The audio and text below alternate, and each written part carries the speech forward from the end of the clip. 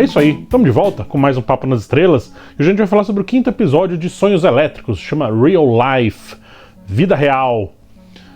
Esse episódio ele foi escrito pelo Ronald D. Moore. Quem não lembra quem é o Ronald D. Moore, esse cara trabalhou em Star Trek A Nova Geração, né, Next Generation, e depois ele fez aquele reboot de Battlestar Galactica lá em 2000, que por muitos é considerado melhor do que o original, por outros é um pecado falar o que eu tô falando, mas enfim, a série é muito boa. Então é um cara que tem um histórico aí com ficção científica bem extenso, bem antigo já. E, bom, Real Life, ele começa com a Anna Paquin. Quem não lembra da Anna Paquin, ela era a vampira nos filmes do X-Men, e ela também fez aquela série True Blood, muito bacana, True Blood. E ela é uma policial que está lidando com aquela culpa do sobrevivente, né? Assim, ela teve um massacre ali de vários policiais colegas dela ali, e ela foi uma das poucas sobreviventes. Então ela está lidando com esse trauma aí, né? E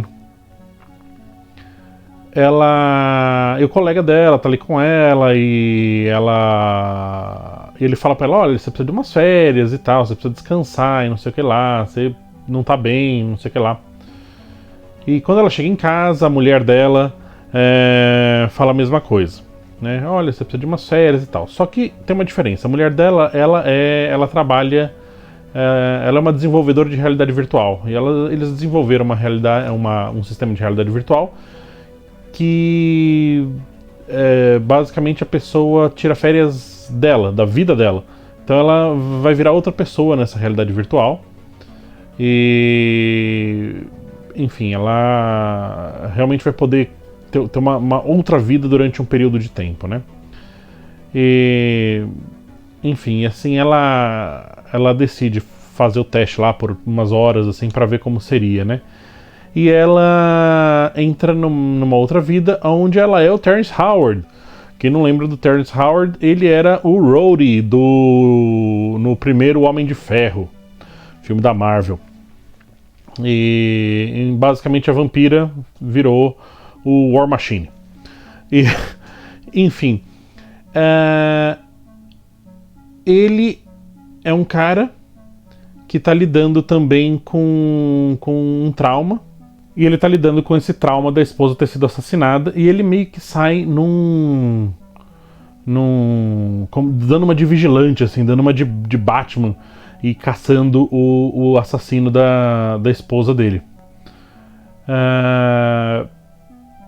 Curiosamente, o mesmo assassino dos policiais é o assassino da mulher dele, porque como a mulher da Anna Paquin explica, né? A realidade virtual vai ser criada em cima do subconsciente dela. Então cada pessoa tem um subconsciente diferente, então vai ter uma fantasia diferente, né? Ok.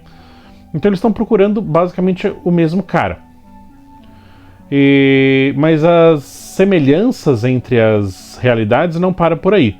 Porque o Terrence Howard, ele é um programador de videogame. Ele criou um videogame de realidade virtual. E ainda é um protótipo e tal, mas ele é um cara que já enriqueceu fazendo com a empresa dele, né? Enfim, e aí ele tem esse amigo dele, que tá ali do lado dele, falando, olha, cara, você não tá conseguindo lidar com a situação aí direito, você precisa dar uma descansada, você precisa tirar umas férias, né? E aí ele sugere que ele use a tiara lá de realidade virtual que ele desenvolveu, né, para entrar nessas férias, né, tirar férias dele mesmo, né. E aí o episódio fica num vai e volta entre as duas realidades. Toda vez que um precisa descansar, ele coloca a tiara e vai para a realidade do outro. Então você fica eternamente entre a realidade da Anna Paquin e a realidade do Terrence Howard. E eles Enquanto o Terrence Howard tá com a memória fragmentada, assim, ele tá tendo um problema de memória, ele não se lembra direito do que tá acontecendo na vida dele, por causa do trauma e tudo, a Anna Paquin lembra da vida dela normalmente e lembra do que aconteceu na simulação dela. Só que o episódio lida com isso, né? Qual que é a realidade? Porque as duas realidades se julgam reais e identificam motivos para elas serem reais e a outra ser falsa. Então o episódio fica nessa eterna discussão, né? O que é um tema super constante na obra do K. Dick, que é o que é real e o que não é, né? O Philip K. Dick, ele sempre trabalhou muito com essa dúvida, né? Sobre o que é de verdade.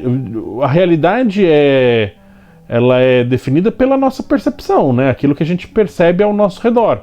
Se a gente muda o que a gente está percebendo, muda a realidade, né? Isso é um tema bem discutido assim, na obra do K. Dick.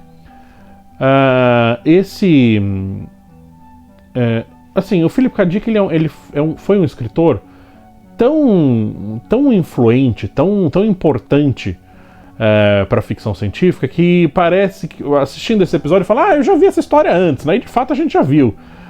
Porque a própria obra do K. Dick foi extensamente adaptada para o cinema e para séries de televisão, como em adaptações diretas, né?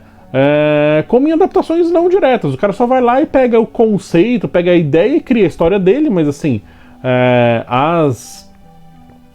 o cerne ali da obra do K. Dick tá lá, né? Tá nessa obra derivada, né? E então parece que essa ideia não é original, né? Se parar pra pensar, no próprio K. Dick tem o Total Recall, né? Que aqui no Brasil veio como o Vingador do Futuro, com o Schwarzenegger. Se parar pra pensar, Star Trek já lidou com esse tema do que é real e o que não é. Se a gente tem que se dobrar a fantasia ou enfrentar a dura realidade, né? No próprio The Cage, que é a jaula, né? O episódio piloto do Star Trek. Isso só na série clássica, né? Ele lidou com o Último Duelo, também fala sobre isso, né? Sobre a dura realidade ou ceder para fantasia. Twilight Zone, o primeiro episódio de Twilight Zone clássico chama Where is Everybody, né? Onde está todo mundo, né? Cadê todo mundo, né? É um episódio que lida também com isso, né? Sobre quando a gente está dentro de uma fantasia há tanto tempo, a gente perde o contato com a nossa realidade, né? Com o nosso mundo exterior, né? A gente fica preso dentro dessa fantasia. Então, assim, é um tema que foi bem explorado aí pela ficção científica, e esse episódio lida muitíssimo bem com ele. Porque os dois atores, tanto a Anna Paquin quanto o Terrence Howard, são atores muito bons, são atores assim, muito fortes. E principalmente o Terrence Howard nesse episódio, ele tá muito bem, assim, ele vende muito essa ideia de que ele é um cara realmente traumatizado, né?